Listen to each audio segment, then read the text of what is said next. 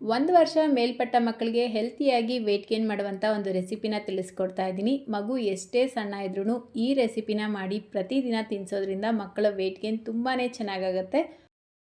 ಅತಿ ಹೆಚ್ಚು ಕ್ಯಾಲರಿ ಇರುವಂಥ ಈ ಲಡ್ಡುನ ಪಾಪುಗೆ ಮಿಸ್ ಮಾಡ್ದಿರ ಮಾಡಿಕೊಡಿ. ಈ ರೆಸಿಪಿ ಮಾಡ್ಕೊಳ್ಳೋದಕ್ಕೆ ಮೊದಲಿಗೆ ನಾನಿಲ್ಲಿ ಮೊಳಕೆ ಬಂದಿರುವಂಥ ರಾಗಿನ ತಗೊಂಡಿದ್ದೀನಿ. ಮೊದಲು ರಾಗಿನ ನೀಟಾಗಿ ತೊಳ್ಕೊಂಡು ಒಂದು 4ರಿಂದ 5 ಗಂಟೆ ನೆನೆಸಿಟ್ಕೊಳ್ಬೇಕು. ರಾಗಿ ಚೆನ್ನಾಗಿ ನೆಂದ ಮೇಲೆ ನೀರೆಲ್ಲ ಸಪ್ರೇಟ್ ಮಾಡಿಬಿಟ್ಟು ಆ ರಾಗಿನ ಒಂದು ತೆಳುವಾಗಿರುವಂಥ ಕಾಟನ್ ಬಟ್ಟೆಯಲ್ಲಿ ಟೈಟಾಗಿ ಕಟ್ಟಿ ಒಂದು 2 ದಿನ ಇಟ್ಟರೆ ರಾಗಿ ಚೆನ್ನಾಗಿ ಮೊಳಕೆ ಬಂದಿರುತ್ತೆ. ಆ ಮೊಳಕೆ ಬಂದಿರುವಂಥ ರಾಗಿನ ಒಂದು 2 ಗಂಟೆ ಬಿಸಿಲಲ್ಲಿಟ್ಟು ನಂತರ ಡ್ರೈ ರೋಸ್ಟ್ ಮಾಡಿ ತೆಗೆದಿಟ್ಕೊಂಡಿದ್ದೀನಿ. ಒಂದು 2-3 ನಿಮಿಷ ಡ್ರೈ ರೋಸ್ಟ್ ಮಾಡಿಕೊಂಡ್ರೆ ಸಾಕು.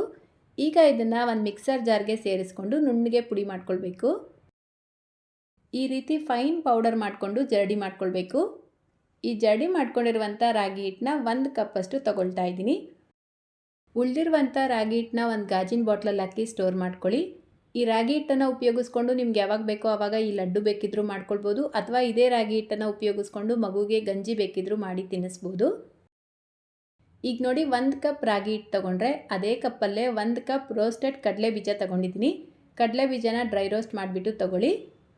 ಈಗ ಸೇಮ್ ಅದೇ ಅಳತೆಯಲ್ಲೇ 1 ಕಪ್ ಹುರ್ಗಡ್ಲೆ ಕೂಡ ತೊಗೊಳ್ಬೇಕು. 3 ಈಕ್ವಲ್ ಆಗಿ ತೊಗೊಂಡು ಇದನ್ನು ಮತ್ತೆ ಮಿಕ್ಸರ್ ಜಾರ್ಗೆ ಸೇರಿಸ್ಬಿಟ್ಟು ಪುಡಿ ಮಾಡ್ಕೊಳ್ಬೇಕು. ನೋಡಿ ಎಷ್ಟು ನುಣ್ಣಗಾಗತ್ತೋ ಅಷ್ಟು ನುಣ್ಣಗೆ ಇದನ್ನು ಪುಡಿ ಮಾಡಿಕೊಂಡು ಒಂದು ಪ್ಲೇಟಿಗೆ ಸೇರಿಸ್ಕೊಳ್ತಾ ಇದ್ದೀನಿ. ನೀವು ಫ್ಲೇವರ್ಗೋಸ್ಕರ ಒಂಚೂರು ಏಲಕ್ಕಿ ಪೌಡರ್ ಬೇಕಿದ್ರೂ ಸೇರಿಸ್ಕೊಳ್ಬೋದು. ಈಗ ಇದಕ್ಕೆ ಬೆಲ್ಲದ ನೀರನ್ನ ಸೇರಿಸ್ಬಿಟ್ಟು ಮಿಕ್ಸ್ ಮಾಡ್ಕೊಳ್ಬೇಕು. ಸೇಮ್ ಕಪ್ಪಲ್ಲೇ ಅರ್ಧ ಕಪ್ ಬೆಲ್ಲ, ಅರ್ಧ ಕಪ್ ನೀರು ಸೇರಿಸ್ಕೊಂಡು ಬೆಲ್ಲನ ಕರಗಿಸಿ ತೆಗೆದಿಟ್ಕೊಂಡಿದ್ದೀನಿ. ಪಾಕ ಏನು ಮಾಡ್ಕೊಳ್ಳೋದು ಬೇಡ. ಈಗ ಈ ಬೆಲ್ಲದ ನೀರನ್ನ ಸೇರಿಸ್ಕೊಳ್ತಾ ಮಿಕ್ಸ್ ಮಾಡ್ಕೊಳ್ಬೇಕು. ನೀವು ಬೇಕಿದ್ರೆ ಒಂಚೂರು ತುಪ್ಪ ಕೂಡ ಸೇರಿಸ್ಕೊಳ್ಬೋದು.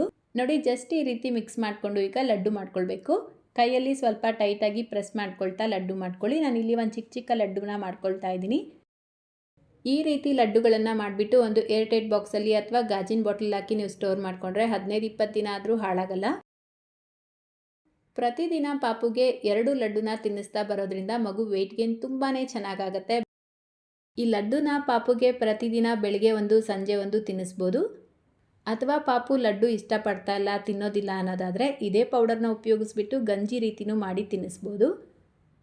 ಸೊ ರೆಸಿಪಿ ಇಷ್ಟ ಆಗಿದ್ದರೆ ಲೈಕ್, ಶೇರ್, ಕಮೆಂಟ್ ಮಾಡೋದನ್ನು ಮರಿಬೇಡಿ. ಚಾನಲ್ನ ಹೊಸದಾಗಿ ನೋಡ್ತಾ ಇದ್ದರೆ ಸಬ್ಸ್ಕ್ರೈಬ್ ಮಾಡ್ಕೊಳ್ಳಿ. ಇದೇ ರೀತಿ ಮತ್ತೊಂದು ರೆಸಿಪಿಯೊಂದಿಗೆ ಸಿಗೋಣ. Thank you.